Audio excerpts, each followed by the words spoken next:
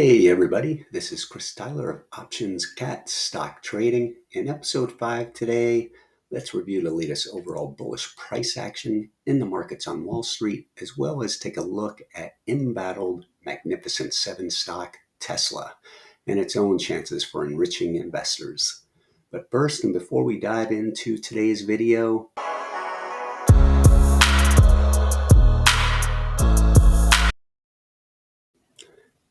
at the moment, and inside Tuesday's second half of trade, it's been a fairly quiet session for the broader averages, with the S&P 500, NASDAQ, and Dow all flirting with fractional red and green changes. But today's tepid price action could be the pause or part of a smaller consolidation that might build over the next couple of days and allows for potentially much larger gains in a mega or Make Equities Great Again stock market rally that's only just begun. Now, of modest concern, Monday's burly percentage gains of about 1.5% to 2% in the averages was admittedly lacking higher volume readings that could have helped with a market-based follow-through day or FTD event, and that's not something to be dismissive about.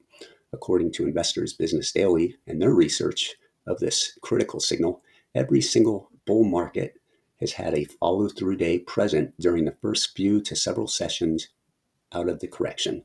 That said, and realistically, the market does need one in place if the rally is going to evolve into a full-fledged bull. Right now, we're at day 8 of the count for the FTD, and one session past the classic time window of days 4 to 7 for a signal. But marginally late FTD signals have occurred in the past, so let's be mindful of that. Then there's the price charts, like the Dow ETF, which I'm currently positive and bullish on. Shown on the screen is the Diamond ETF. Since Wall Street's initial romance with Trump winning the election at new highs by early December, conditions have become a bit trickier for bullish investors. First, the election gap was filled and successfully tested as we entered the new year. From there, an even faster rally managed to test the prior highs by the end of January. Bulls then tried to consolidate those gains, but ultimately the tighter trading range resulted in a sell-off and larger correction by early March. Today, the positives for Diamond and the broader market is that after flushing out weaker hands with headlines of, oh my God, we're in a correction and historically fearful VIX readings, is that bottoming off the 62% retracement level and Bollinger Band has been confirmed by Monday's bullish dismantling bearish flag. All told, this could reasonably be a situation where a second attempt gap fill is ready to be the charm to make equities great again, or a mega rally on Wall Street to fresh all-time highs. And as I've said before, there's nothing more that Trump loves than being able to brag about his favorite happiness indicator, the stock market. And to be fair, well, it's been a while. It is at an all-time high and continues to go up, up, up. We want to keep it going. Before we go, lastly, our featured stock of the day is Tesla. And despite not caring for the guy in charge, Tesla stock is bullish, with shares motoring strongly and displaying solid characteristics of a bottom being in place following its own stiff bear market correction over the last 2 months.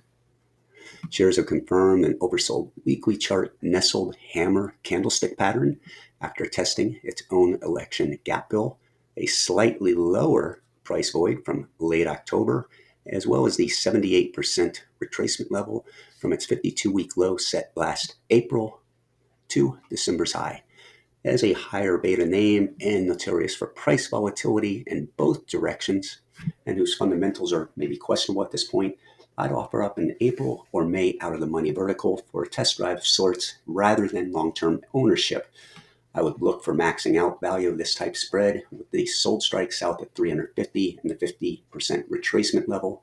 I'd also keep both calls strikes 10 to 15% apart in order to allow for solid returns, but sufficiently tight as to keep the spread cost at around 4 to 6% of Tesla share price.